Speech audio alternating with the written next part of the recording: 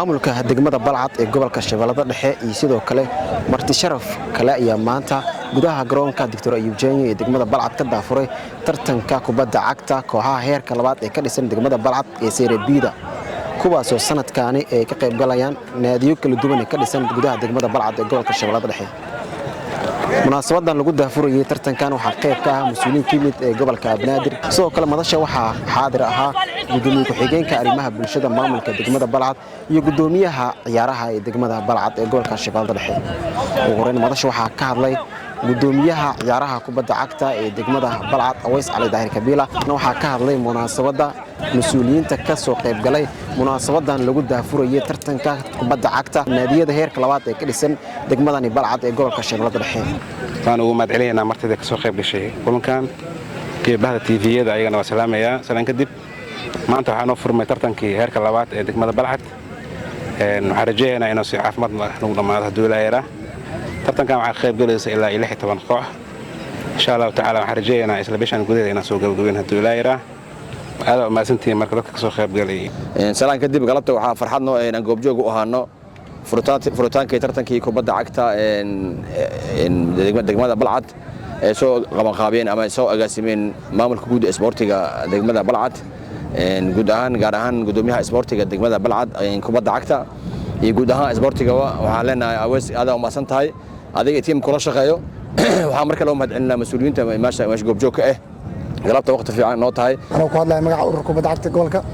waxaan kaloo salaamayaa qof walba masabka ku jooga meeshaan ku salaamayaa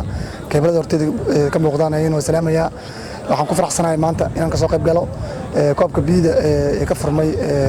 Serie B-da oo degmada Balcad tartankii heerka labaad ee furitaankiisa sharaf ay noo tahay inaan kala soo qayb galno ka aydsahan waxaana gudbinaysaan image aad u qurux badan oo ah in sportiska degmada Balcad ay yihiin dad sporti oo ehel sport ah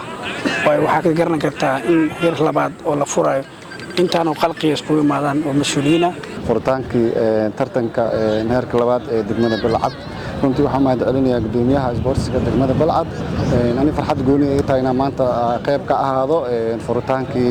horyaalka heerka labaad ee degmada Balcad ugu dambeyntiina gudoomiye ku-xigeenka arrimaha bulshada maamulka degmada Balcad ayaa soo gabagabeeyay munaasabadan ee lagu daafurayay tartanka kubadda cagta ee naadiyada Serie B-da ama heerka labaad ee ka dhisan degmadani Balcad ee gobolka Shabeellada Dhexe. madaxda wasaaradda ciyaaraha Hirshabeelle iyo sidoo kale madaxda xiriirka kubadda cagta ee gobolka Banaadir sidoo kale waxaan salaamayaa guddiga Olombikada madax marketingiga A to Z iyo sidoo kale dhammaan marti sharafta halkan isugu timid si ay uga qayb qaataan furitaanka heerka labaad ee degmada Balcad sidoo kale waxaan u mahadcelinayaa gudoomiyaha xiriirka kubadda cagta degmada Balcad oo in badan isku howlay horumarinta iyo wax ka beddelka degmada Balcad dhanka isboortiga ah waxaa xusid mudan in degmada Balcad ee gobolka Shabeellada Dhexe tahay degmo markaas laga xiiseeyo ciyaarista kubadda cagta iyadoona markaas faa'iido u tahay isdhexgalka bulshada kooxaha Ceelgeel iyo Balcad Academy ayaa maanta si wada jir ah loogu daafuray tartanka kubadda cagta naadiyaasha heerka labaad ee ka dhisan degmadani Balcad ee gobolka Shabeellaha Dhexe. Saadiq Socdaal Hirshabeelle TV Balcad.